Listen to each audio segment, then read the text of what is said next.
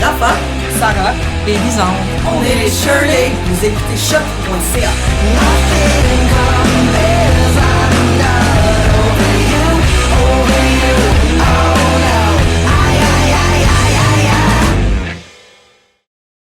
Du 31 août au 3 septembre prochain, ne manquez pas la 21e édition du Festival de musique émergente en Abitibi-Témiscamingue. C'est l'occasion parfaite de profiter de la fête du travail pour sortir de la ville une dernière fois avant l'automne. Tout le monde peut trouver son compte dans la programmation du festival, qui regroupe plus de 70 artistes. Les Louanges, Bon Enfant, Elisapi, Carquois, Miss Milano et bien d'autres. Rendez-vous sur le site www.fmeat.org ou téléchargez l'application mobile du FME pour tout savoir sur la programmation. Bonjour, c'est Ariane Roy. Vous écoutez choc.ca. Podcast, musique, nouvelles. Vous écoutez choc.ca.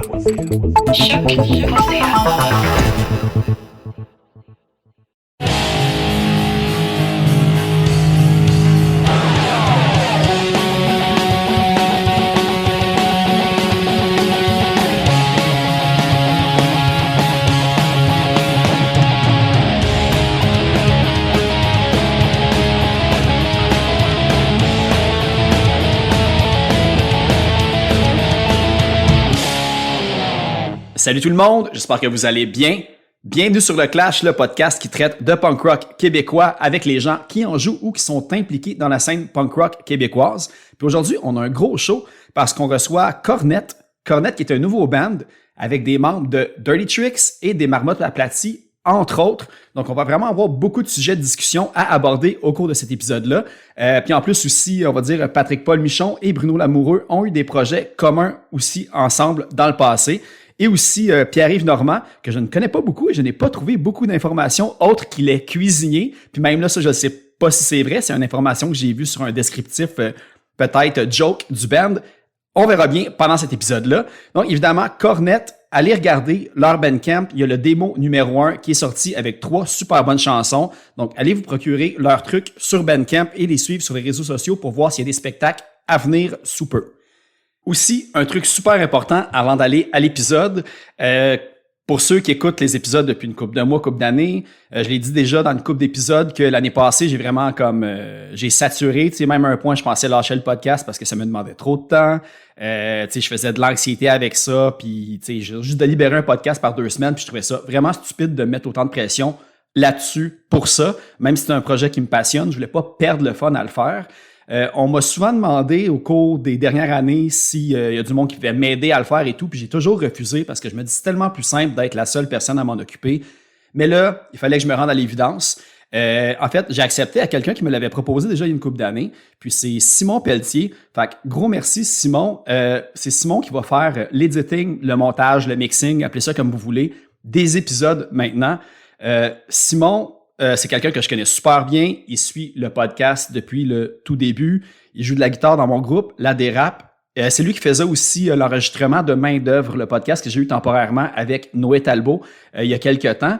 Et aussi, le travail à Simon, c'est d'être monteur sonore. Donc, c'est sa job.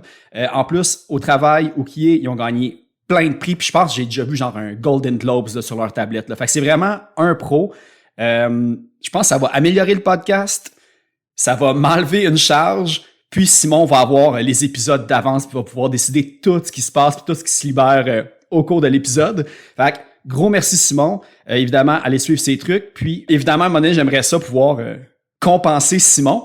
Fait qu'avec ça, c'est le Patreon. Avez-vous voulu le segway? Comment que c'est pas pire? Mais bon, c'est pas pire.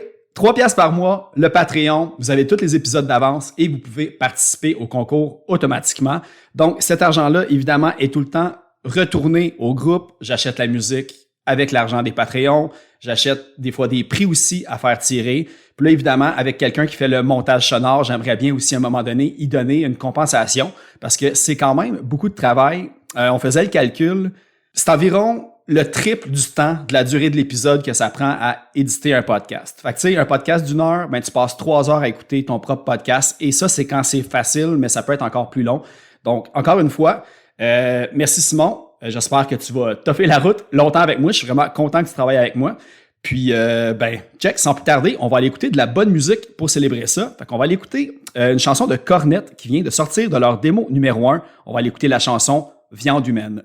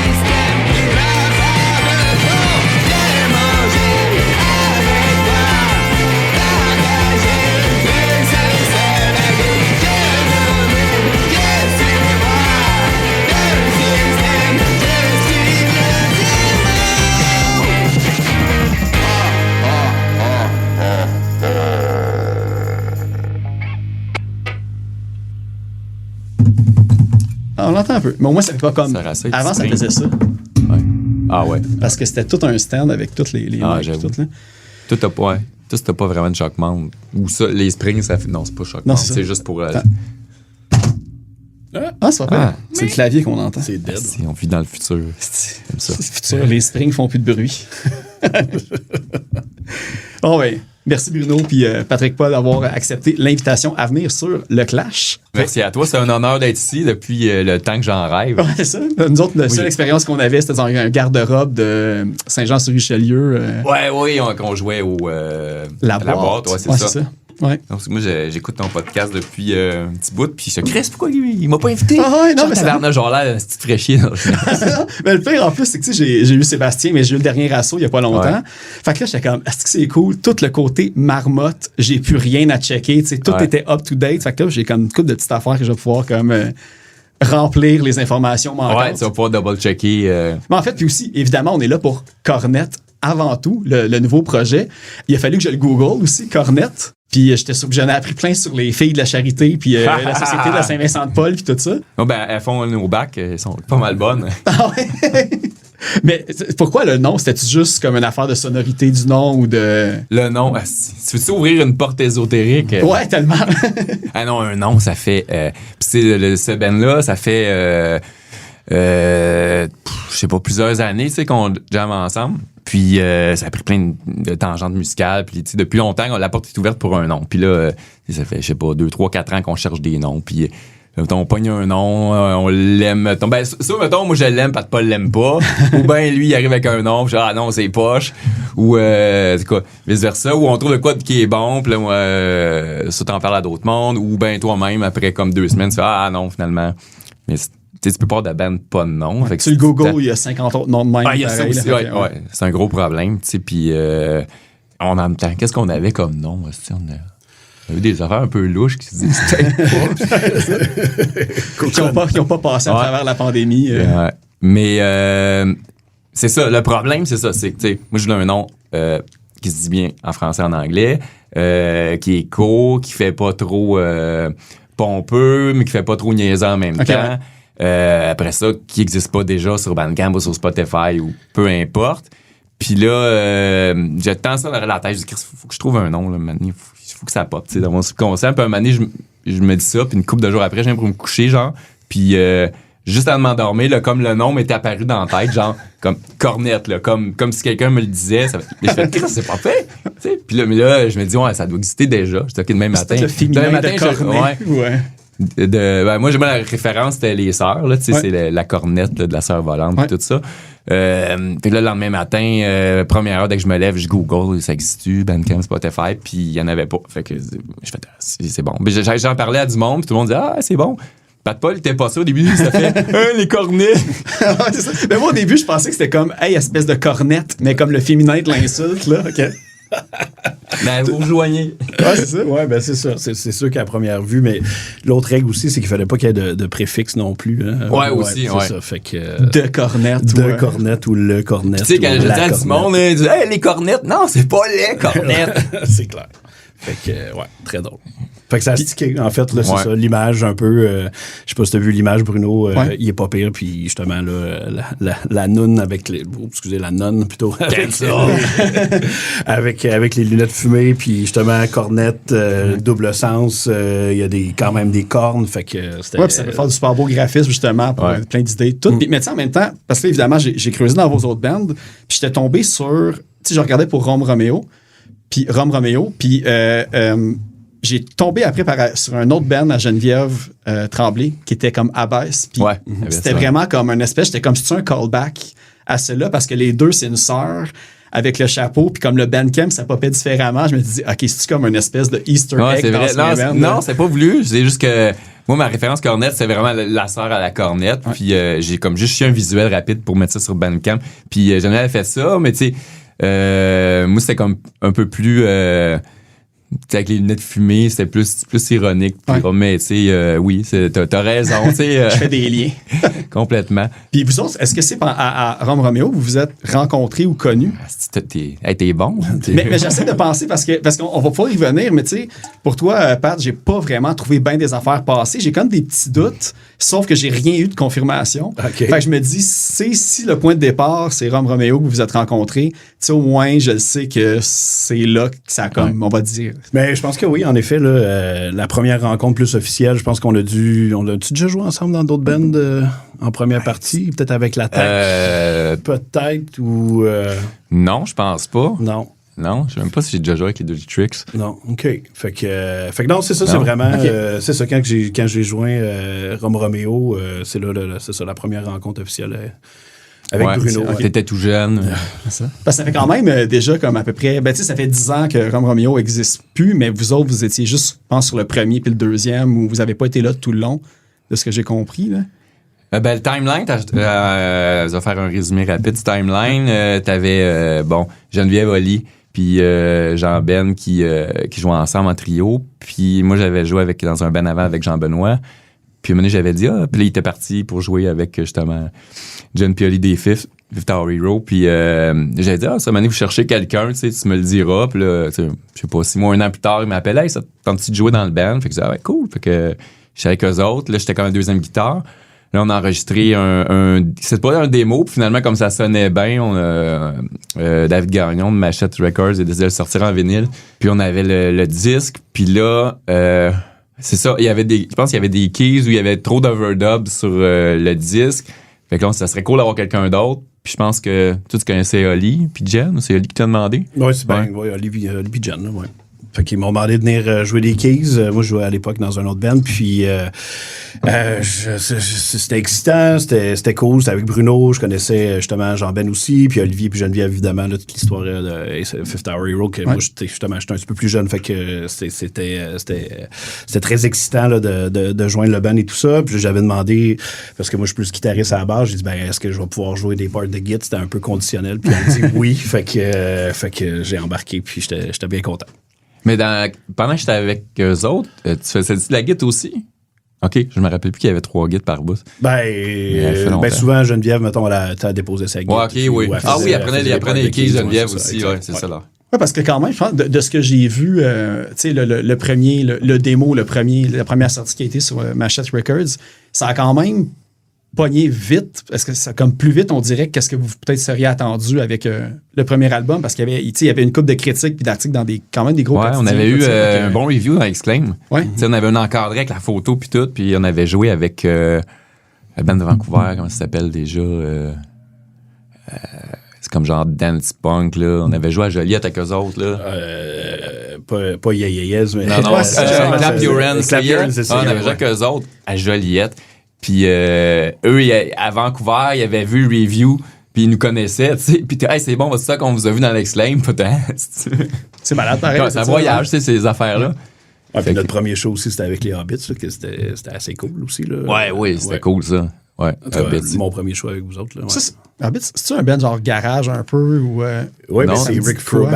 Garage surf C'était Rick the Hot Snake. C'est ça. Ouais. Ah, ok, ouais. Quand les Snakes sont dissous, lui, il a parti ça. C'est un band là, que j'ai découvert, même ce gars-là, à cause de... Ben, tu sais, j'ai reçu Jonathan puis Frank de Barasso, puis tu sais, on peut revenir, mais tu sais, Dirty Tricks, c'est comme un peu un pré-Barasso. Tu sais, il y a quand même des nuances, mais tu vois le côté, justement, Hot Snake, là, de la drive, de la guitare, là, tout ça qui est rentré.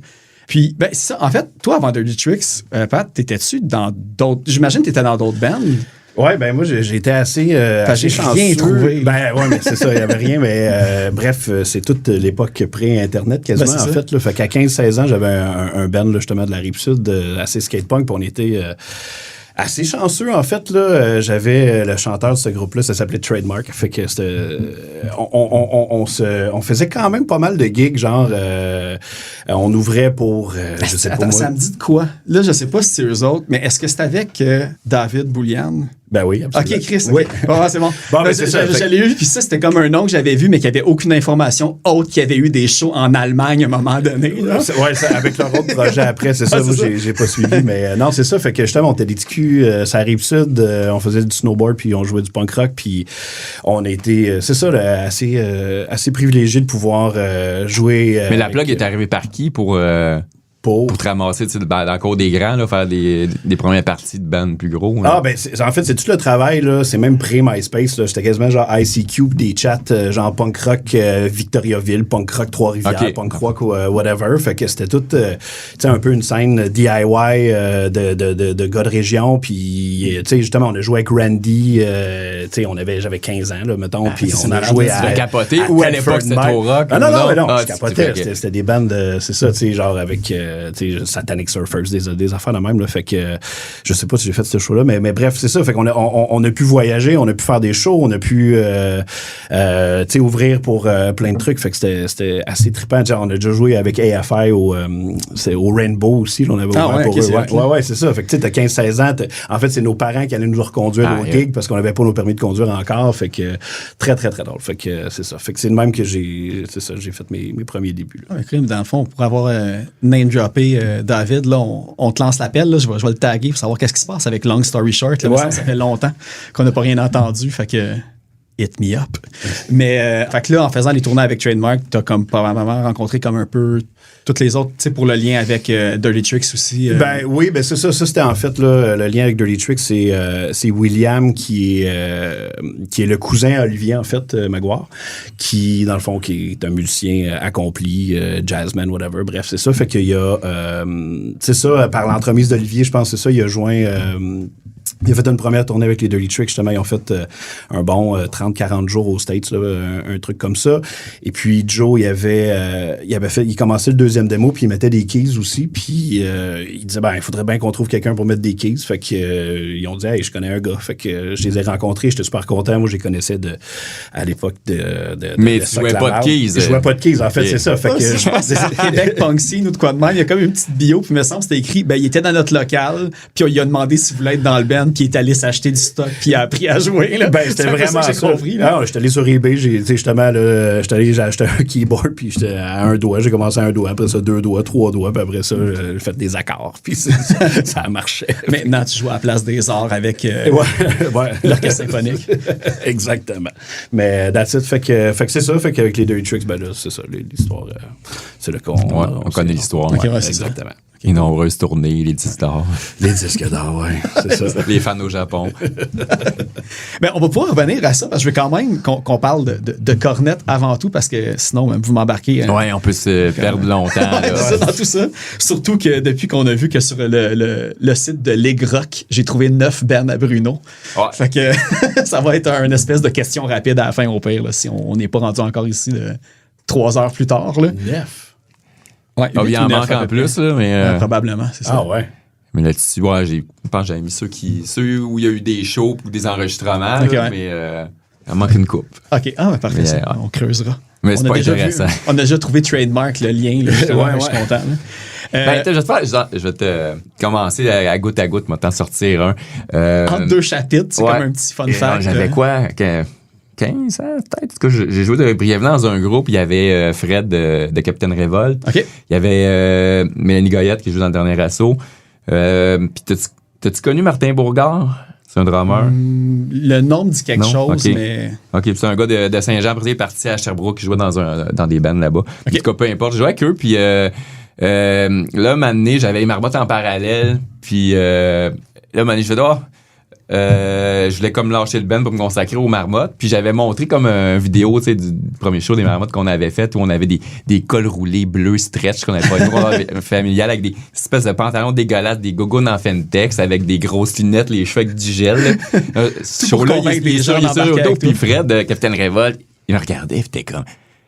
Tabarnak, t'es-tu sérieux? Tu penses vraiment que tu vas faire ta vie avec ce band-là? Il était comme genre désabusé, là, comme tu lâches notre band pour te consacrer à ça. Puis ça, c'était comme c'était quoi, comme à 16-17 ans à peu près? À peu près, même peut-être avant, non, on n'a pas 17, peut-être 15-16 à peu près, là. De genre secondaire 4. OK. Peut-être. Ou 5, en tout cas, dans ces eaux-là. OK. Puis c'était quoi le nom du band? Je pense que ça s'appelait Ball Trap.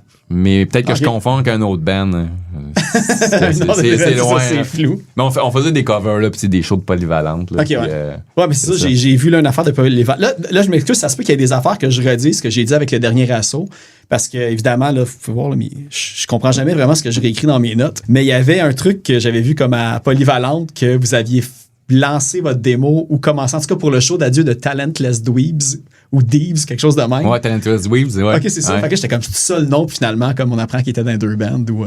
T'as qui ça? Attends. Toi, mais c'est ça, quand tu disais que t'avais un band comme aussi à 16 ans, je m'étais dit, crime, c'est ça l'autre band que j'ai vu, mais que j'ai rien trouvé à leur sujet. Ah ouais, il y a que... ça, Talentless Dweebs. Après ça, il y a eu, attends, mais ça m'a mis une petite feuille là, pour... c'est ça, tu vas sortir un long parchemin. Je commence à vieillir, puis là, il y a des trous dans ma tête des fois. Là, Mettez le note. En gros, c'est ça, il y avait eu, avec Martin, tu sais, notamment des Marmottes, il y a eu comme plein d'incarnations différentes de ce qui est devenu les Marmottes. Là, souvent, on était 2 ou des fois, il y avait du monde par rapport qui joignait à ça. Tu sais, il y en a eu un band qui s'appelait Constipation buccale. Ah, mais ça, ça, c'était une de mes questions pour vrai, parce que ceux qui ont difficultés techniques, l'album, qu'on va dire, des B-sides des Marmottes, t'as une entrevue à... CBL ou CISM, puis tu nommes ça, je fais comme, OK, c'est juste une joke, il n'y a pas vraiment déjà existé. Non, c'est vrai, ouais. Constipation buccale, puis tripoton aussi. Les triple tones, ouais, les triple tones. Constipation buccale, il y a eu les j'ai appelé les crotons volants. Ouais, les crotons volants, m'amener. Puis avec Constipation buccale, je pense qu'il y avait Mathieu Gosselin qui jouait avec nous autres là-dedans, mais ça a duré comme 2 pratiques. Mais Mathieu Gosselin, il est rendu comédien maintenant, là, il est auteur, c'est un gars de théâtre, là, puis il a joué dans C'est comme ça que je t'aime, là. Il faisait un des 2 policiers, là. OK, ouais. Mais il est pas en musique pendant tout, mais il jouait avec nous autres là-dedans. Il a décidé il était plus parolier, puis c'est sûr que je jouais du keyboard parce qu'il était pas en musique pantoute, j'avais un Casio, puis là, j'avais dit, tu joueras comme de la bass sur le keyboard, fait que j'avais mis des collants dessus, genre 1, 2, 3, 4, et j'étais comme, je voulais dans l'ordre, tu sais. En boucle. Je pense que c'est année après 2 pratiques. Ah, c'est ça. Fait que, on allait où avec ça? En fait, parce que, tu sais, là, on a constipation buccale, triple tones, puis je sais qu'après ça, l'autre affaire, j'avais vu, parce que là, il y a les marmottes, ça a chevauché quand même une couple d'affaires à cette époque-là. À l'époque aussi, il y avait, j'avais un band avec, il y avait Mario, le petit frère de Stéphane de Sob. OK, ouais. C'est comme devenu, au début, c'était les Fizzles que ça s'appelait. On s'était fait faire des t-shirts au centre d'achat. C'était dégueulasse, avec des lettres découpées, là, les Fizzles, là. Il y avait Sébastien, des marmottes, avec nous autres. Crime, je pense que c'est la première fois c'est devenu Escarium après. Ah, OK, c'est ça, parce qu'on avait plugué Escarium, mais tu sais, Sébastien était tout le temps, tu sais, il manquait beaucoup d'infos, puis tout, il était comme, fait que ça coupait tout le temps en cours les questions, parce qu'il était plus certain ou il s'en souvenait plus. Fait que là, j'étais comme, Escarium, c'est sûr là, qu'il y a de quoi. Mais faisons son avis Escarium, mais il y avait comme un autre chanteur qui était arrivé, puis c'était comme genre le pretty boy comme du secondaire, puis moi je faisais jouer de la guitare, puis j'étais geek un peu, fait que là il voulait me crisser en dehors du bel, mais tu sais j'étais le seul musicien. Puis là il était comme tu sais je sais pas ce qu'il pensait dans sa tête, mais je sais qu'il avait fait des plans pour me virer, puis les autres étaient comme là Chris, ça n'a pas rapport là, Bruno il était tellement c'est faux. Puis c'est ça, c'est que j'ai vraiment trouvé des tabs de Escarium sur le web. Oui. J'ai trouvé œil pour vent. Tu fais trop de recherches, Phil, vraiment trop. Faut que je lâche ma job bientôt pour me consacrer au podcast. Mais ça, l'histoire des tables, là, en fin de parenthèse, parce que moi, j'ai grandi vraiment à campagne, là, entre les champs de blé d'Inde. Puis l'été, mettons, à 14 ans, j'étais pas mal isolé, là, à part jouer de la guitare, puis me baigner, là. Il y avait pas grand-chose à faire. Mes amis ils habitaient tous comme à la ville à côté, mais j'avais pas de permis de conduire à l'époque. Fait que mes passe-temps, c'était comme genre l'été, je tripais sur Nirvana, fait que j'allais dehors dans le cours, je pitchais ma guitare dans les airs, puis j'essayais de la rattraper. C'est une de mes activités. C'est quand même cool d'avoir la chance de pouvoir faire ça. Là.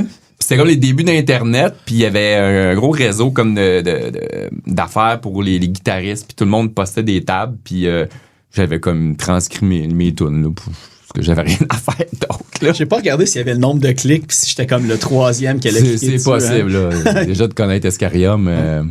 En tout cas, on lance ça, tu sais, des fois, là, les bands qui veulent comme être cool puis faire des covers vraiment obscurs de bands du passé, comme si ces bands-là étaient big, tu sais, Escarium, c'est pas une mais c'était pas si bon que ça, parce que c'était comme... ça se voulait alterno, mais tu sais, pas de la bonne manière. Tu sais, on était comme un peu trop self-conscious.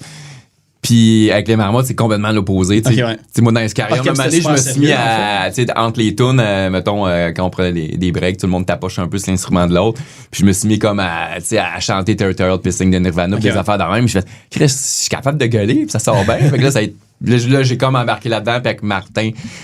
J'ai jamais parlé avec Martin, puis Martin, tu peux pas faire des affaires sérieuses avec Martin, là, c'est quoi. Mais à l'époque, on s'alimentait un l'autre, là.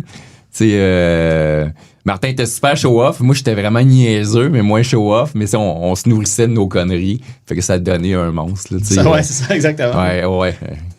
Mais Escarium, qu'est-ce que ça veut dire? Ça, c'est Mathieu Gosselin. Je l'ai googlé, puis ça, je l'ai C'est Mathieu Gosselin qui avait trouvé ce nom-là, puis on trouvait ça tellement songé. Là. C'est comme un mix entre escargot et solarium. Puis là, on disait ça au monde. C'est un mix entre escargot et solarium. Tout ça pour dire que, tu sais, il y avait les marmottes à côté qui étaient plus niaiseux, puis Escarium qui était comme plus sérieux, puis non, c'est ça, tu sais, OK. Ouais, puis avec des paroles, c'est très songé. C'est correct les paroles quand même, mais c'était comme... C'est ça essayait d'aborder des sujets de sérieux, là, faits par des gars de 14 ans, tu sais. De ce qu'ils connaissent, là. Ouais. Non, même pas, tu sais. Non, ça parlait de la mort, tu sais, d'affaires de même, okay. Là, tu sais... Un peu emo, un peu gothique, mais version grunge. Ouais. OK. Ouais. Très cool. Ouais. Ça veut dire une espèce de compilation de... Tu sais, un difficulté technique, mais de tous ces anciens projets-là. J'y pense. J'ai une boîte pleine de cassettes. Puis, de Bruno Tapes ou quelque chose de même. Ouais. J'ai commencé dans les temps libres à transférer du stock. Puis je me dis à un moment donné, là, j'en crisserai là pour le... Ben, ça intéresse personne, mais je sais pas, je trouve ça drôle. moi, je vais ça t'intéresse. Ah, c'est bon. Hey, mais c'est ça, tu sais, tout le côté parole, parce que ça, je veux savoir, parce que là, il y a Cornette, démo numéro 1.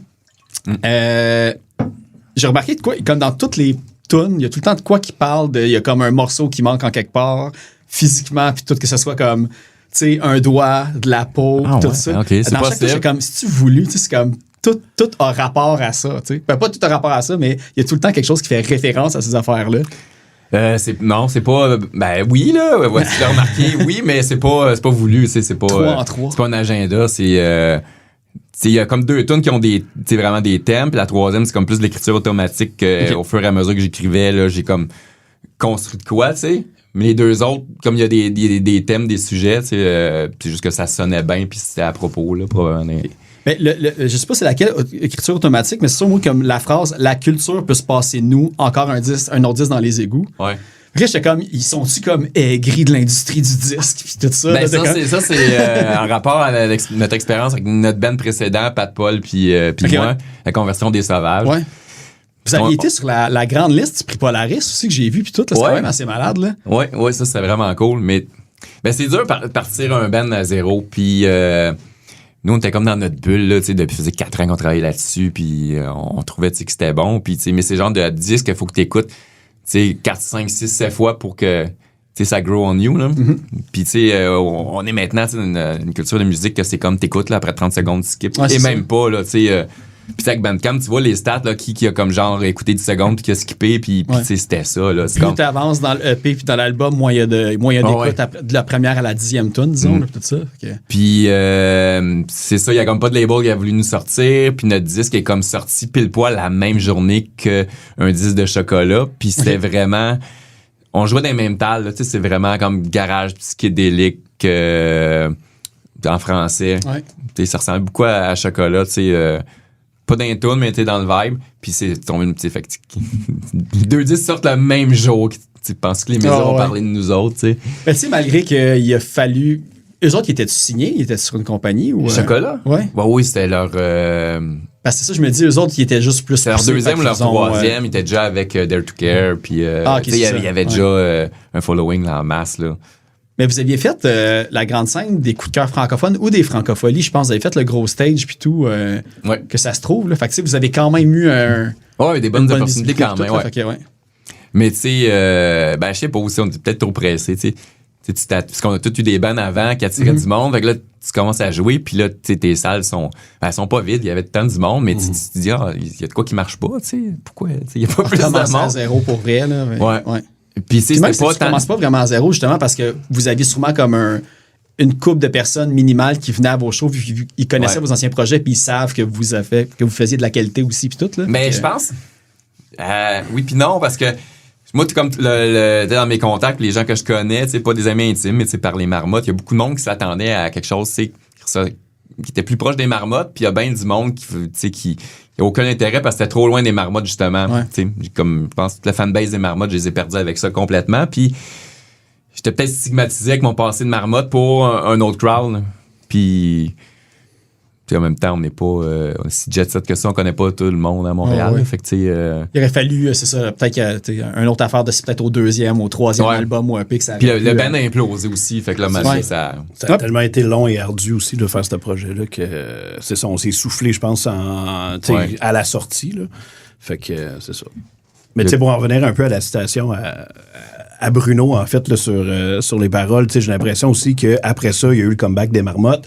Il s'est remis à faire des festivals. On est loin des shows bruns en avant de 14 personnes et tout ça. Fait que, tu sais, je c'est pense un meilleur cachet que toutes les années d'avant que vous avez fait ça. Ah aussi, ouais, puis c'est clair. fait que, ouais. Mais ouais, le retour des marmottes, tu sais, je fais c'est le fun de jouer devant du monde, tu sais. Puis, puis ça serait le fun de faire de quoi, tu sais, pas comme du marmotte, mais garder, tu sais, l'ironie un peu, le sarcasme. Ouais. Pas faire de quoi de trop niaiseux, mais pas trop sérieux non plus. Puis quelque chose de plus punk un peu.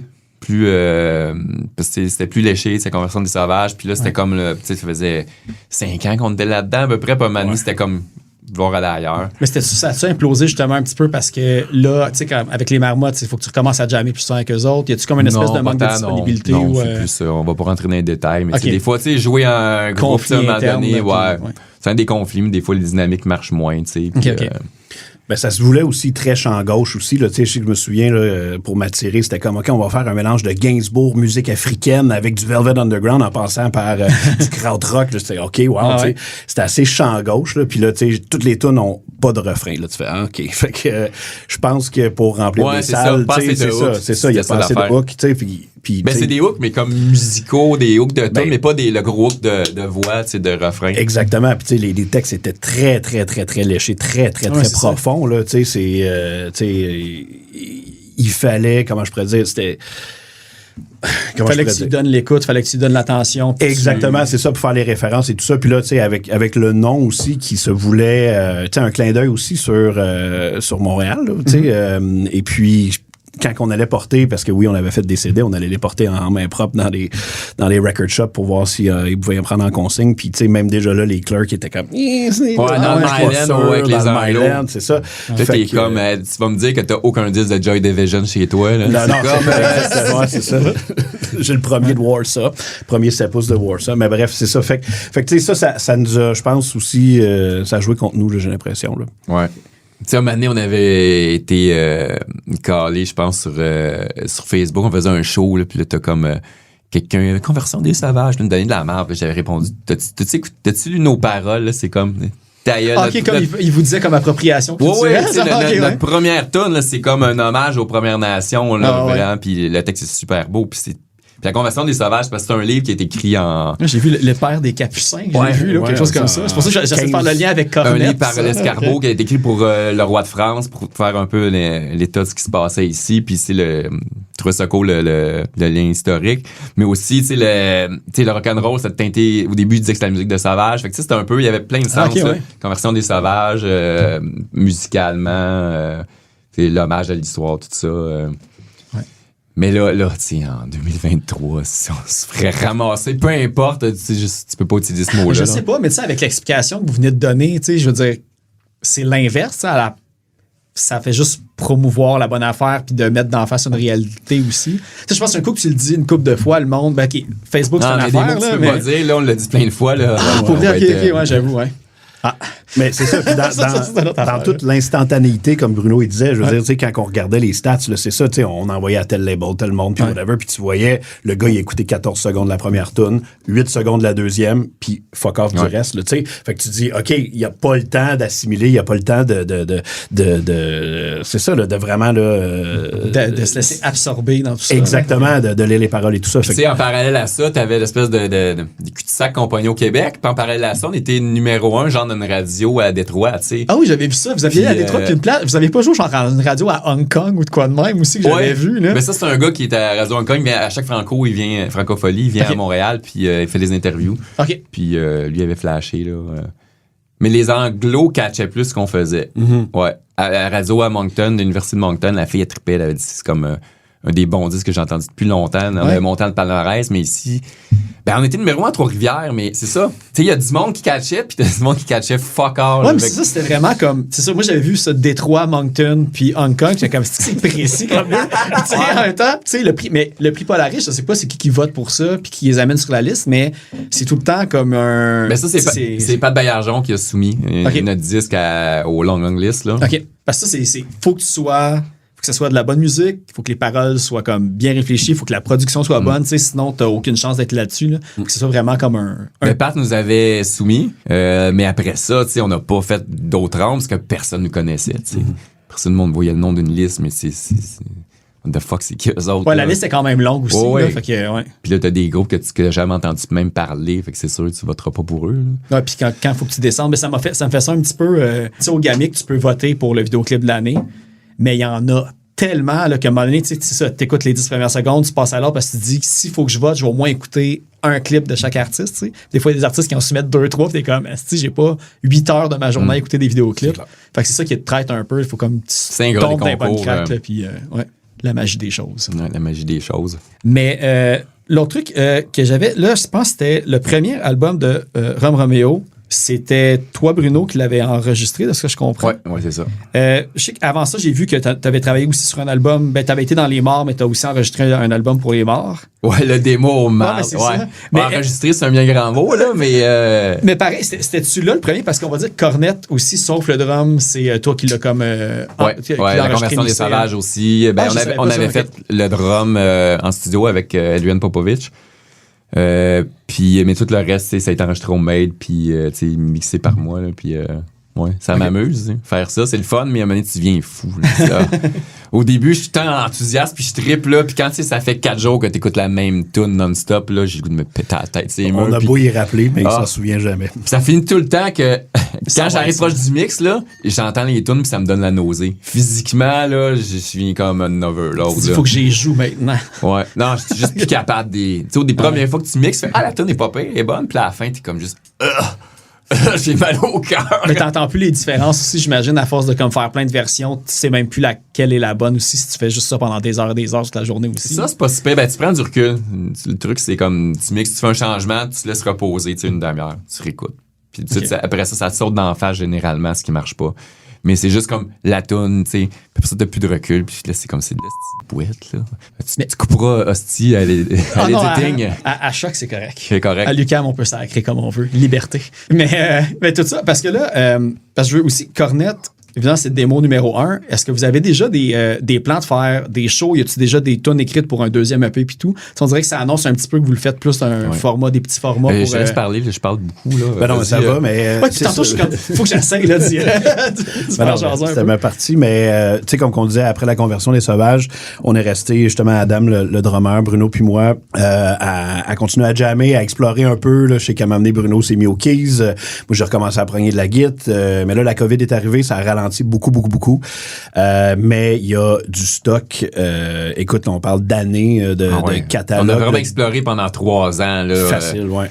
Jusqu'à temps que, après la COVID, toi, je sais pas, mais moi, pendant la COVID, un moment donné, je savais même plus que je voulais jouer de la musique encore. J'étais juste écœuré. Puis, pourquoi, Chris? Pourquoi je vais jouer de la musique? C'est ça. Je peux plus rien faire, là. C'était pas en dépression, là, loin de là, mais la musique, c'était comme, je voulais juste rester chez nous, là. Puis, puis rien faire. Puis là, quand c'est revenu après le printemps après, tu sais, il y a des bands que là, tu sais, je voyais dans mon cercle d'amis sur Facebook, il y a du monde, là, c'est comme, il avait bien peur de jammer, il pensait que s'il allait jammer, il allait mourir. Là, c'était comme, tu sais, le printemps, on s'est remis ensemble jammer, puis là, maintenant, là, c'est revenu, le fun est revenu. Ouais. Puis là, c'est des tunes un peu plus punk, un peu plus rentre dedans, puis j'ai fait, là, j'ai comme eu un petit spark de faire, oui, là, je pense que, en tout cas, pour moi, on est sur quelque chose. T'sais. Parce que là, c'est ça. Les tunes que vous avez faites, vous avez dit que ça a comme progressé et tout ça. Fait qu'il y en a quand même beaucoup qui ont été écrits. Oui. Là, ces 3-là, est-ce que ça représente un peu ce que vous avez fait pendant ces années-là ou c'est plus le dernier segment que vous avez fait, dans le fond?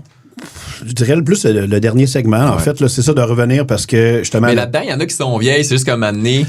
Là, on vient de ce qu'on a fait, puis on est plus sélectif peut-être sur qu'est-ce qui peut cadrer. Ben, c'était aussi l'idée de revenir un peu, là, justement, au contraire de la Conversion des Sauvages, là, de revenir avec des formats un petit peu plus standards, avec, tu sais, justement, là, intro, couplet, refrain, bridge, refrain, doublé, là.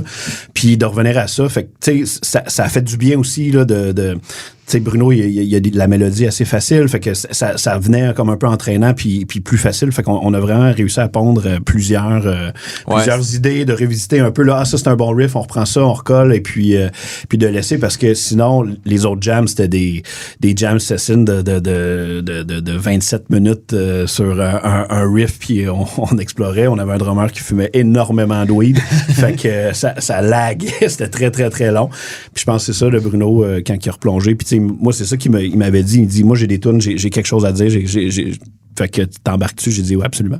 Fait que... Ben, c'est ça, tu sais, dans ces années-là exploratoires, comme tu dis, il y avait plein de bonnes idées, mais c'était juste des idées, tu sais, on arrivait, comme tu disais, on jammait une affaire pendant 40 minutes.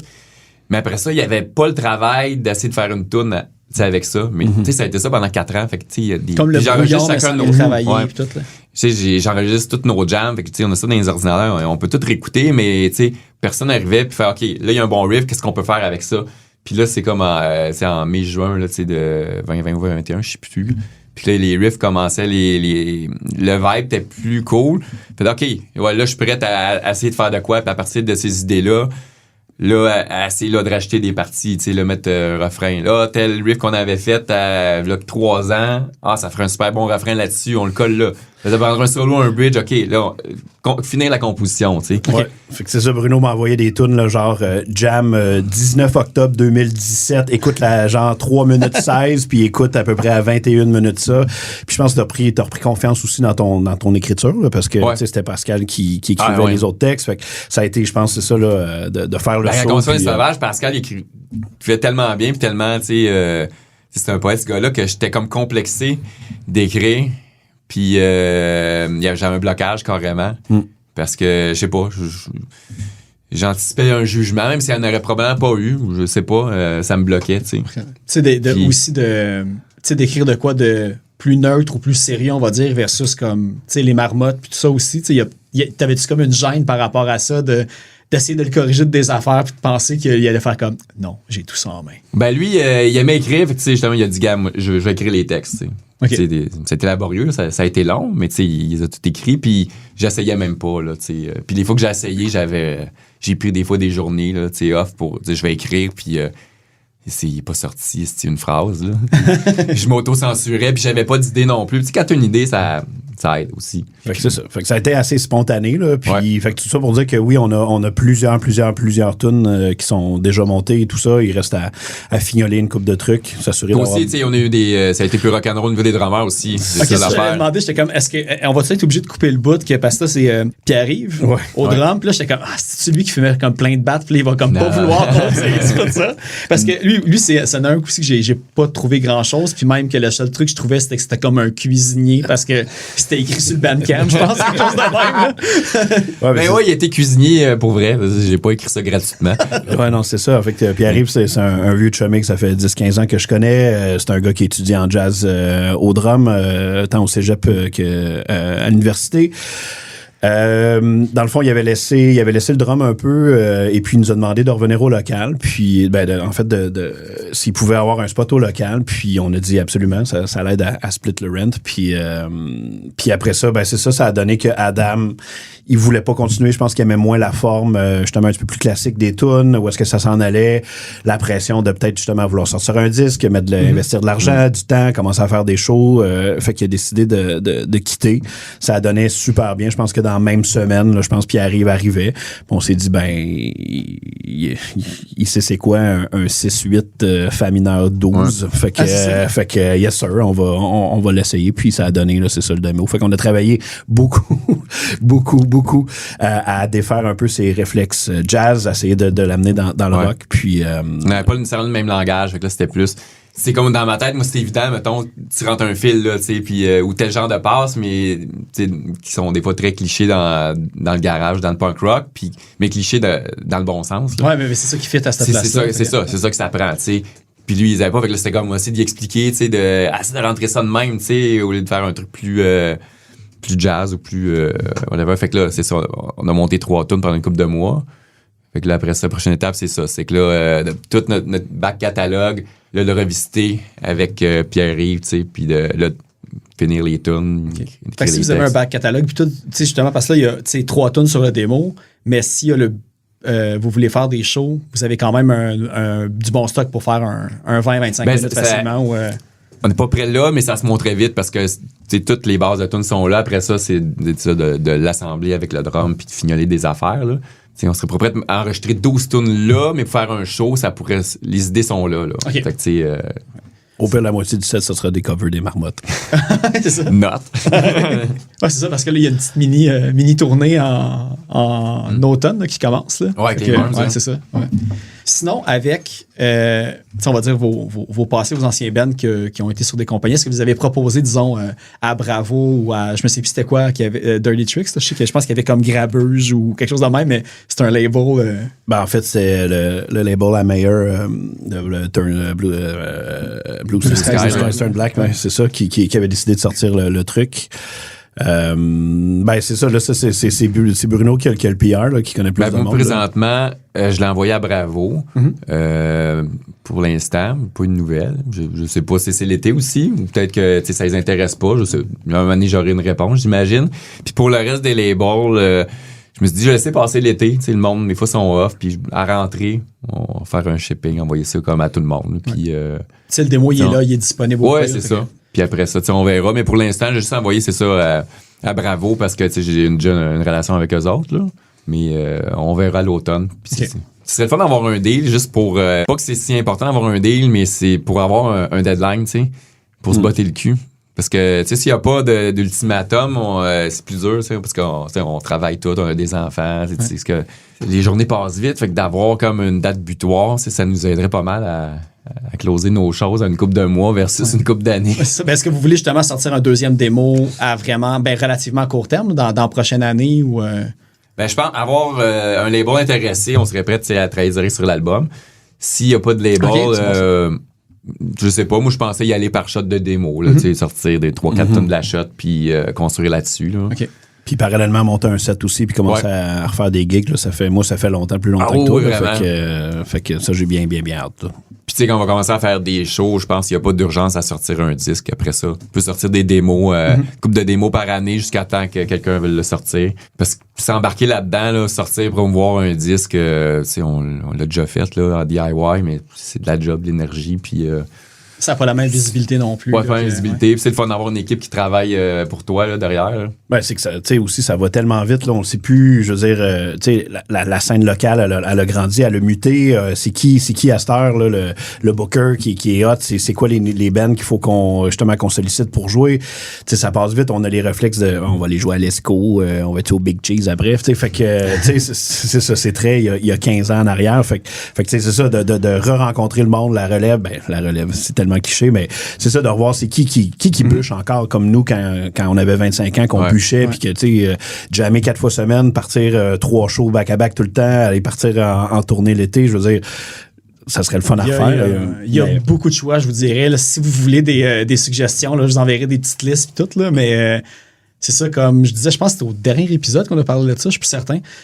Mais, tu sais, il se passe de quoi, là. Il y a énormément de bons bands de qualité. Il y a moins de salles de spectacle, mais tu sais, l'ESCO, c'est encore une place qui a des shows aussi. Ben, c'est ça, exactement. Il y a des tonnes de bons bands là, qu'on pourrait jouer. Là. Exactement. Tu sais, je veux dire, Guillaume Meloche de Barbe à Papa, qui est un vieux chum du secondaire. Il y a Marie Pagès qui joue dans Cher, là, que vous avez reçu il y a pas si longtemps, tu sais, qui est ma collègue. Fait que, tu sais, je veux dire, ça serait assez facile de revenir là-dedans. Mais chez eux, ils grindent beaucoup plus que nous. Puis c'est drôle parce que quand ma collègue Marie en parle, c'est ça, je suis allé jouer là, je suis allé faire ça et tout ça. Puis, tu sais, ça ramène, c'est ce qu'on faisait il y a 20 mais ans. Mais on n'est pas assez punk peut-être pour cette scène-là. Là. Peut-être aussi. Non, mais en fait, c'est ça. Qu'est-ce qui est cool, c'est que c'est super éclectique. Puis maintenant, c'est pas un show de tel genre de A à Z. Le monde aime ça comme quand c'est mélangé aussi puis tout. Puis tu sais, comme qu'est-ce que Marie a fait, tu sais, on a déjà joué avec son band aussi, comme notre premier show, c'était avec eux autres. Puis tu sais, t'écris à Messenger, hey, est-ce que vous avez une place sur votre show? Ou hey, j'en organise un, voulez-vous embarquer? Ça se règle.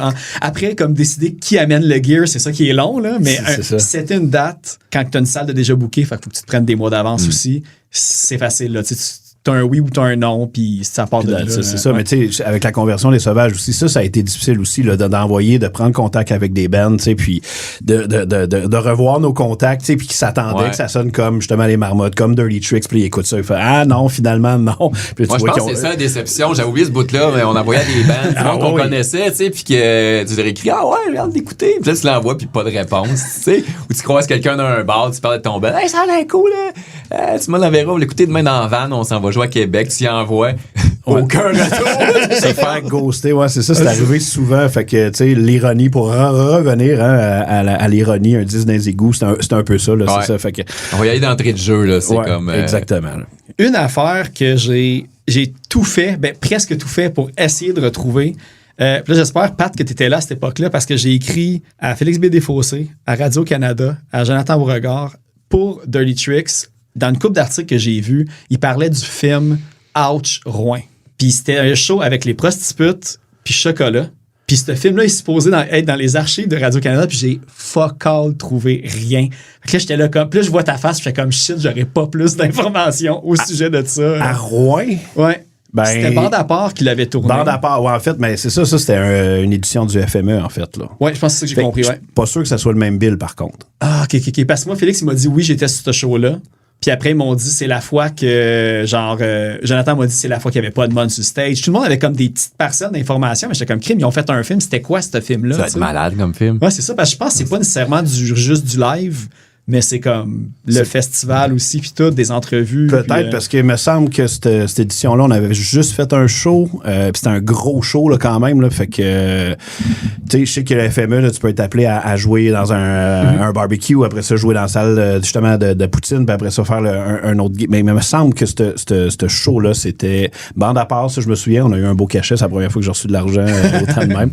Puis, c'est ça, mais si on montait quelque chose, moi, je serais vraiment intéressé. Parce que je pense que je vais écrire à Radio-Can direct à savoir si ils ont ça quelque part, que, ouais, c'est ça. Dans une boîte. Mais tu sais, quand ça a fermé, tu sais, tout ça est parti. Là, c'est ça, tout le site a disparu d'un coup. Puis tout, c'est dommage, là. Ouais. Il y avait du stock là-dessus. Là, il y a une couple de sessions qu'on peut retrouver, mais elles sont pas toutes là. Des fois, elles sont pas complètes. Fait que c'est vraiment... ouais. Mais les précipices, c'est ça date, c'est ça, là. C'était 2007, je pense, que j'avais vu. 2006, peut-être, là. Ça se peut. Fait que, mais tu sais, je sais que, tu sais, au FME, tout le monde, en tout cas, à l'époque, on dormait tous dans les dortoirs, là, d'un camp. Puis on était connus pour faire le party aussi, là. Fait que, tu sais, je veux dire, j'imagine que, tu sais, on avait vraiment une réputation pour faire le party. Même que, c'est ça, je pense que les bookers de Malajube voulaient plus qu'on fasse les premières tournées parce que ça virait totalement mal. Ça virait mal. Ouais, c'est ça. Des salles en tout cas, des salles, des puis des chambres d'hôtel. Avec des vitres ouais, vraiment. Des TV par la fenêtre. Bon, ben c'est ça, t'es entendu, les anecdotes, là. Non, moi, je faisais juste répéter ce que j'avais entendu de The Who. De The Who, hein, c'est ça. Ben, c'est ça se passait. Même affaire. C'est ça se passait à Trois-Rivières au Coconut ou je sais pas quoi. Fait que, non, c'est ça. Fait que j'imagine, tu sais, Chocolat aussi, il était next level aussi, là, je veux dire, dans le party art, là. Fait que j'imagine, c'est peut-être que la trame, c'était un peu le punk. Ouais, c'est ça. Le punk et le party, j'imagine.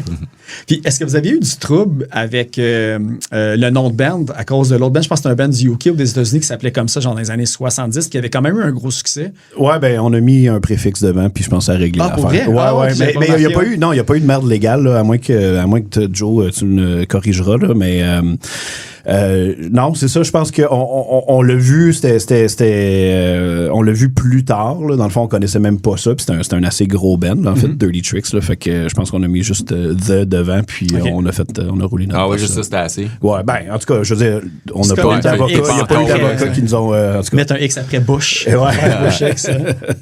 Sinon, l'autre truc, ben, je peux comme tomber dans les petites questions comme niche. Là, il y a une affaire. Là, oui, j'avais un concept parce que là, je sais pas où j'ai vu ça, ou peut-être même toi qui me l'as écrit, Bruno, parce que là, avec le passage de Green Day qu'il y a eu il y a pas longtemps, j'ai juste vu qu'à un moment donné, Green Day a failli jouer dans votre local. Ouais, c'est vrai, je t'ai sorti ça, ouais. Ah, pour te teaser un peu, parce que tu sais, je savais que si on n'avait pas affaire à n'importe qui à notre revue. Hein. Fait que tu trouves quelque chose qui était écrit nulle part. Ouais. Ça, c'est que un autre chum, il travaillait à Musique Plus, puis c'était, on remonte peut-être en 80. C'est celui qui était dans Les Morts, c'est ça? Ouais, Alexis. Ouais. Puis il a travaillé, il écrivait ici aussi. Il était à Musique Plus, puis Green Day, il faisait comme je sais plus comment ça s'appelait, l'artiste du mois, il faisait la grosse affaire là-bas. C'est peut-être en 80, je sais pas, peut-être 99 ou début 2000, je suis plus certain.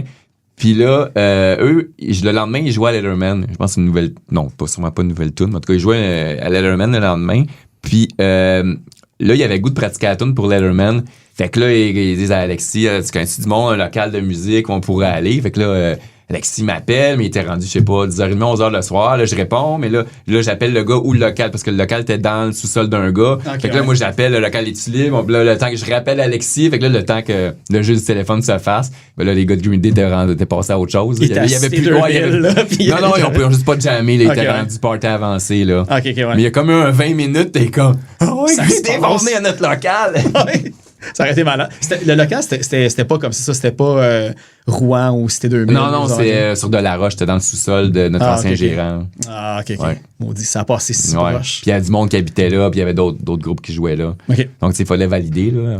Sinon, l'autre truc que j'ai vu aussi, c'était non, pas Mille chansons. Épisode sanglant, vous l'aviez fait avec Howard Billerman. Ouais. Qui a comme parti, je pense que c'est lui qui a fait Hotel Toutango après, puis il a fait Leonard Cohen, puis Arcade Fire, puis plein de gros noms. Là. Vous autres, comment vous l'aviez rencontré? Parce que c'était avant qu'il fasse tout ça, dans le fond? Ben, son studio roulait déjà là, à l'époque. Moi, j'avais connu parce que il faisait comme pas mal de bandes garage à l'époque. Il avait fait les Secrétaires volants, il avait tapé des tunes là-bas. Tricky Who avait enregistré là. Plein de petits bands. Puis moi, c'est ça, tu sais, j'étais ami avec Vincent, le drummer des Secrétaires. Fait que j'avais entendu du stock qui venait d'enregistrer. Puis tu sais, on avait pris la tangente plus garage à l'époque des Marmottes avec épisode. Puis là, j'étais comme, il faut aller avec un gars qui sait ce qu'il fait, tu sais. Puis justement, je tripais ses Secrétaires, puis toutes ces bandes-là. Fait que ça, on veut ce son-là, on n'ira pas au studio Nico, là, tu sais, pour oui, j'ai vu une couple d'albums qui ont été enregistrés là parmi vos affaires. Dont le premier Trademark. Ah ouais, c'est bon. Mais les Marmottes, on n'a jamais rien fait là-bas, à part, on est déjà allé là-bas, mais pas de release officielle, là, à part une tune sur une compile obscure de Saint-Jean, là, avec juste des groupes de Saint-Jean à l'époque. Mais tu sais, comme Milieu n'a pas été là, épisode non plus. Okay.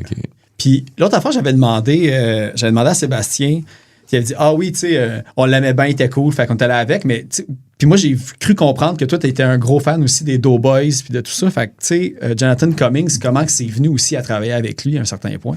Parce que vous avez travaillé avec lui pour l'attaque aussi après, puis tout ça. Pour, attends, ben c'est moi qui l'ai suggéré, mais j'essaie de me souvenir comment c'est arrivé. Quand on a commencé à penser à l'album, je sais pas pourquoi, je sais pas si c'est notre compagnie qui a évoqué de travailler avec un réalisateur ou si on a juste tenté notre chance, je me souviens plus. En tout cas, c'est pour dire que ça serait cool d'avoir Jonathan qui réalise. Puis je savais même pas qu'il réalisait à l'époque. Je savais juste, tu sais, que, tu sais, il jouait dans Bionic, les Doughboys, il écrivait, tu sais, puis il connaît la musique, ce gars-là, tu sais, il pourrait nous coacher, tu sais. Puis de fait, il avait déjà réalisé des albums, là, tu sais, des mois avant ou des années avant. Mais il commençait quand même, il n'avait pas fait tant que ça. Ouais. C'est ça. Il avait fait 1976 là, avec Plastic Patrick. Okay. Il a-tu fait autre chose avant ça? Mais tu sais, avec les Doughboys, il était déjà allé dans les gros studios, il avait déjà travaillé avec des gros producers. Fait que tu sais, il savait comment ça fonctionnait, là, puis tu sais, c'est un génie musical, là, Jonathan. Là. Ouais. Il comprend la musique, là, tu sais, puis la structure de la musique aussi, il la comprend tout de suite. Moi, c'est là-dedans, des fois, je me perds. J'ai juste de la musique, puis je me perds dans mes affaires. Mais tu sais, il y a du monde qui compose une tune, il écoute une tune, puis tout de suite, là, c'est mathématique dans leur tête. Là. Il les voit, les blocs, là, puis prend ça, met les là, coupe là de même. Moi, je joue à la toune, puis je me laisse emporter comme par la toune, puis des fois, j'oublie je suis où, là, ça, c'est une autre affaire. Mais, puis tu sais, c'est ça, dans nos bands, j'ai jamais joué avec quelqu'un qui était comme de même. Ben, Nico, Nico, il est un musicien de même, là, avec, c'est un génie. Nico qui a joué dans Caféine, là. Ça pour dire, pour en revenir à Jonathan, ben j'ai sorti son nom, on pourrait lui demander. Fait que là, notre gérant a demandé à Jonathan, puis il chargeait un tarif là, vraiment raisonnable. Fait que on est allé avec lui. Puis on s'attendait pas grand-chose à part de pouvoir hang out avec lui, puis de pouvoir comme name-dropper son nom sur notre album, tu sais. C'était comme pas mal juste ça, de faire on va être avec lui, tu sais, ça va. Puis il nous a amené ailleurs, là, tu sais.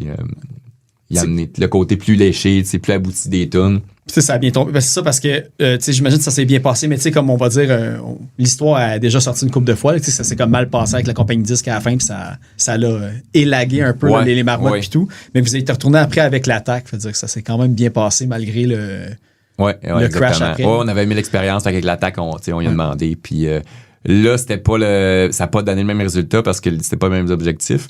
C'est comme pour les marmottes, le label, puis nous autres aussi, on voulait faire un gros album, tu sais, pousser ça au bout, puis tu sais, ça reste punk rock, mais tu sais, jouer ses arrangements, tu sais, rendre ça plus, pas plus commercial, mais plus abouti. Puis avec l'attaque, c'était pas ça le but, là. Avec l'attaque, c'était juste un coup de poing, là. On voulait que ça arrache des têtes, fait que tu sais, il y a pas tous ces layers-là d'arrangement, donc comme avec des cadans, tu sais, en plus, tu sais, pour le monde qui suit le podcast, ils vont connaître, là, mais tu sais, Jonathan, il est dans USA Out of Vietnam maintenant, qui ont sorti un truc cette année en plus, super bon. Puis pour les éléments, pour ceux qui trippent sur le punk, ben, la bassiste, c'est Martha qui joue dans The Lookout aussi. Fait que, allez écouter ça. C'est différent, c'est lourd, mais c'est quand même un autre genre complètement. C'est les gars de Saint-Jean qui jouent avec elle aussi. OK, ça se peut. Ouais. Ben dans The Lookout. Dans The Lookout, ouais. Puis de Boucherville. Allô, François. Boucherville. Ouais, c'est ça. Côté encore, studio mix et tout, il y a une affaire que j'ai marquée pour Dirty Tricks. C'était pour l'album Double Vision, le master a été fait par Rodney Mills. Puis là, j'ai checké c'était qui ce gars-là. Puis genre, il roule depuis les années 60, 60-70, il a fait genre les Doobie Brothers, puis Leonard Skinner, puis des affaires de même. J'étais comme, comment que le lien s'est fait entre Dirty Tricks puis ce gars-là, tu sais? Il va falloir demander à Joe. J'étais plus dans le groupe. Ouais, c'est ça. T'as été là comme un coup de vent. Ouais, ben c'est ça, justement, Rom Romeo m'avait recruté, ça a fait vite. Fait que, ouais. c'est ça. Mais en général, c'est tes engages. Là, comme j'avais enregistré. Master, c'est t'envoies un email, puis il dit oui, dit non. Puis... J'avais enregistré Golden Giants, la gang de Satellite of June, puis Sébastien jouait avec eux, puis le mastering, on avait demandé à John Golden de le faire, puis lui, il a une business, fait que tu dis, veux-tu masteriser, ça va coûter tant, puis t'envoies tes tunes, puis il masterise, il te renvoie, puis... c'est son nom, ou même peut-être un de ses techs qui le fait, puis tu sais pas, là, fait que... Non, l'habitude, ben je sais pas. L'habitude, tu sais qu'il va te masteriser, tu sais. Puis mettons, si c'est lui, ça va coûter plus cher, mettons que son assistant, ah ouais, ok, moi j'avoue. Évidemment, là. Puis l'autre truc, Pat, ça, là, t'avais dit, tu sais, t'as dit trademark. Après ça, l'autre d'après, ça a été Rom Romeo. Non, Dirty Tricks. Dirty Tricks, ouais. Mais entre Trademark et Dirty Tricks, il y a quand même un gap d'une couple d'années quand même entre ces deux projets-là, de ce que j'ai... Trademark, c'était fin 90, début 2000. Ah bon, c'est ça, là, mettons début 2000. Après ça, ben là, justement, Cégep est arrivé. Moi, j'ai déménagé. J'étais allé au Saguenay une année. Je suis revenu, puis justement, j'étais à la recherche de band, fait que je jammais à gauche, à droite et tout ça. Puis c'est ça, c'est vraiment quelques années plus tard que j'ai été chanceux, là, puis recruté par Alex puis Joe de Dirty Tricks. Là. Okay. Puis à l'époque, c'est ça, c'était Julien de Malajube qui jouait de la bass, puis William à guitare aussi. Ah, ok, quand même. Ouais, ça, j'avais vu une couple de monde qui avait passé. Mais j'ai vu ça, Born Dead Icon, je sais pas qui était de là-dedans. Ouais, c'est Phil, ça, c'était je pense, la première formation, en fait. J'essayais de trouver le lien avec ça, puis je trouvais rien avec Born Dead Icon. Je dis peut-être que justement Pat était là-dedans, puis qu'il est pas crédité. Mais... Non, du tout. Non, c'est ça, moi, j'étais quand même plus jeune là, que tous ces gars-là, là, mais non, c'est ça, je pense que c'était la formation originale après, une fois que, justement, Alex puis Joe, ils ont split le Socle la Marde, je pense que c'est là qu'ils ont recruté là, Phil. Là. OK. Puis après ça, lui, il a fait... Joe, t'es dans Socle la Marde? Joe? Ouais. Beauregard? Ouais. Ben ouais. OK, je savais. Ouais, absolument.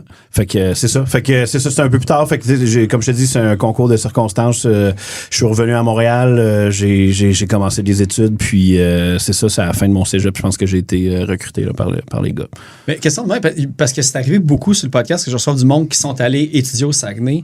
Puis c'était tout le temps pour le programme de télévision. ATM, ouais. Fait que c'est ça que t'as fait toi aussi? Non, j'ai suivi une fille qui faisait ça. Ah, OK, c'est bon. Parce que j'étais comme, t'as-tu fait, en ce moment, tu fais-tu d'autres trucs parallèles en côté musique? Pas en tout, non. Moi, je travaille dans le quartier ici. Je travaille social au CLSC, juste à côté. Ah oui, c'est vrai, avec Marie, puis Marie, elle travaille pas là-dedans, c'est vrai. Exact. J'aurais dû faire les liens plus facilement. Puis ça perd les popettes. J'ai failli aller à Jonquière. Pour ça? Pour étudier là-dedans, mais là, c'était mon gros dilemme. Je me dis, si je vais là-bas, je prépare mon Ben. Parce que avec les marmots, il faut que je change les gars des marmots. J'ai étudié à Montréal à la place. Fait que, mais maintenant, il y a des programmes comme ça ici aussi. Ouais. Hey, mais es-tu prêt pour un rapide question de deep cut de Ben que j'ai trouvé puis que j'ai pas d'explication? OK, vas-y. Ben, que tu sais, parce que c'était ta petite liste, c'est bon. Mais In the Hour Blue. Ouais, ça, c'était avec Jean-Benoît qui jouait dans Rom Romeo, puis lui, il venait de From Grass to Cheese de Québec. Mais ça, c'est un band que j'ai vu plein de flyers sur Montreal Archive, Poster Archive, mais que j'ai jamais entendu. Fait que là, j'étais comme, faut que je retrouve ça. Mais fait qu'il y avait Jean-Benoît, il y avait Nicolas qui a joué dans Le Nombre, puis Caféine. Il y avait Pascal qui était dans La Conversion des Sauvages avec nous. Aussi, c'était le grand parolier là, qu'on parlait tantôt. Puis c'est en anglais, puis ça aussi, ça a comme implosé vers la fin. Puis c'était pas pire. J'aimerais ça le remixer puis le sortir. À un moment donné, c'est comme entre les Hot Snakes puis Nick Cave. Là. C'est comme... Parce qu'il y a rien disponible. Il y a rien nulle part, je pense. Que non, mais à l'époque, c'était sur le MySpace. Puis là, ça a pris le bord. Là. Je pense que la page est encore là, mais quand tu pèses... Il n'y a aucun lien qui fonctionne. Je m'essaye à chaque fois comme un naïf puis ça fonctionne pas. Mais non, c'était bon. C'était bon, ce groupe-là. Mais c'est ça, c'est encore implosé. Là. Il y avait des... Ça, c'est en quel an? Ça, c'est... je te dirais peut-être... ça va faire quasiment 15 ans, à peu près. OK, fait que c'était pendant les marmottes aussi. Puis, non, c'était après l'attaque. Ah, OK, ouais. Je pense que l'attaque, ça finit, puis ça, ça a peut-être commencé 1 an ou 2 après l'attaque. Okay. Puis ça, peut-être pendant 2-3 ans. Après ça, j'ai switché à Rom Romeo. Parce que dans India Blue, à un moment donné, c'est ça, c'était dysfonctionnel un peu. Puis là, Jean-Ben est parti jouer avec Rom Romeo. Nicolas est parti. Là, je me suis ramassé tout ça avec Pascal. Il y a un autre bass qui est arrivé. Là, en tout cas. En tout cas, Les classiques de mouvement de band. Ça marchait plus trop. Là, je suis allé rejoindre Jean Ben avec Rome Romeo. Okay. Puis là, après ça, j'ai quitté Rome Romeo pour revenir avec Pascal pour faire un projet en français qui est devenu La Conversion des Sauvages. Okay. Là, après, Rome Romeo a chié. Je savais pas viens jouer avec nous autres. Mais sinon, plus vieux que ça, l'autre que j'ai trouvé, puis ça, je suis content, j'ai quand même trouvé quelques informations. C'est Bikini Bones. J'ai trouvé. T'as trouvé de l'info là-dessus? Ouais, quand même, pas mal. Ben, pas mal, c'est relatif, là. J'ai juste vu qu'il y avait une tune Brain Eater qui était sortie sur Syrup and Gasoline d'une compile de band de Grenadine. Ouais. Mais c'est pas mal tout. Puis ça n'a aucun rapport, mais je sais juste que le gars qui a parti Grenadine Records s'appelle Éric Lapointe. Ouais, mais avec Éric Y. Je savais pas qu'il écrivait avec un Y. Non, mais c'est Éric Y. Lapointe. C'est comme un middle name, là. Fait que, il veut se différencier, je pense. Ouais, t'avais lui avec un autre gars, avec Alex. Il avait parti à deux. Mais Bikini Bones, c'était avec t'avais Vincent des secrétaires, des secrétaires. Il y avait Alexis Desmorts. Il y avait Yannick qui a joué dans Eddie Wolf, puis qui avait série pop là, avec sa blonde. OK, ouais. Puis il y avait moi. Puis c'était comme c'était un punk garage un peu là, à la Space Shit, ça. OK, ouais. Puis ça, avec ça, c'est dans les plans de ressortir ça. Là. Je suis retombé sa cassette, là, je vais le transférer. Ouais, parce que d'habitude, des compiles comme ça, que tu réussis à trouver genre sur Discogs ou de quoi, quand tu le checks sur YouTube, il y a tout le temps au moins une personne qui l'a mis. Puis là, j'ai vraiment rien il y avait trouvé. rien. Ouais, c'est ça. Ah, c'est une bonne idée de mettre ça sur YouTube. Puis toi, c'est quoi que t'es sur ta liste, là? Pour avoir un invité qui est venu avec des notes, c'est rare. Fait qu'on va en abuser un peu de. T'as même écrit Cornette pour être certain que tu n'oublies pas comment parler. J'ai pas oublié, je suis là-dedans. Là, je vais un temps, il y avait Constipation buccale, Faisal, on en parlait, Scarium, Les Marmottes, Ball Trap, Talentless Dweebs. Ça m'a surpris que tu sortes Talentless Dweebs, honnêtement. Là.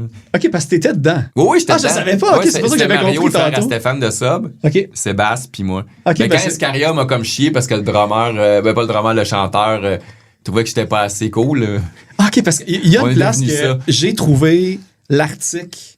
Il y a quelqu'un qui a découpé l'article puis il a fait un scan de la photo de Les Marmottes jouent avec Talentless Dweeb pour la polyvalente. Wow, OK.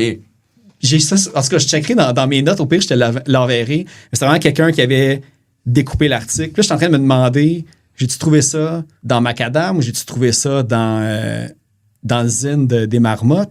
Mais ça, j'ai trouvé sur le web. Je pense pas qu'on en parle dans le zine. C'est ça. En tout cas, au pire, peut-être dans le zine des Marmottes, il y a peut-être une entrevue genre du journal étudiant. Ouais, je pense quelque chose de même. Ça doit venir de là. Mais en même temps, je sais que je l'ai dans mes documents en JPEG, puis j'ai pas pris de photo du zine pour le transférer. Fait que, au pire, je te l'enverrai. Je sais pas que j'ai trouvé ça, mais. Je pense que ça vient de là. OK, ça se peut. Je pense que t'as pogné de quoi.